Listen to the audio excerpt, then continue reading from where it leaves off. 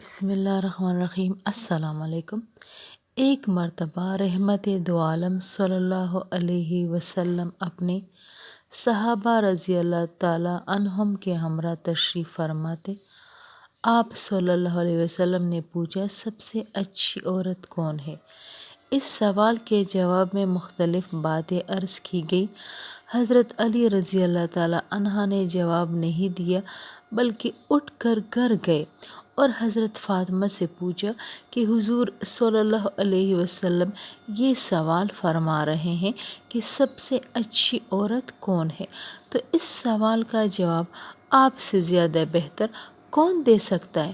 حضرت فاطمہ رضی اللہ تعالیٰ عنہا نے فرمایا، سب سے اچھی عورت وہ ہے جس کی نظر کسی غیر محرم پر ہی نہ پڑے اور نہ کسی غیر محرم کی نظر اس پر کبھی پڑی ہو۔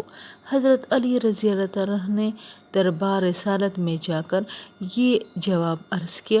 حضور صلی اللہ علیہ وآلہ وسلم نے فرمایا، یہ جواب کس نے بتایا ہے؟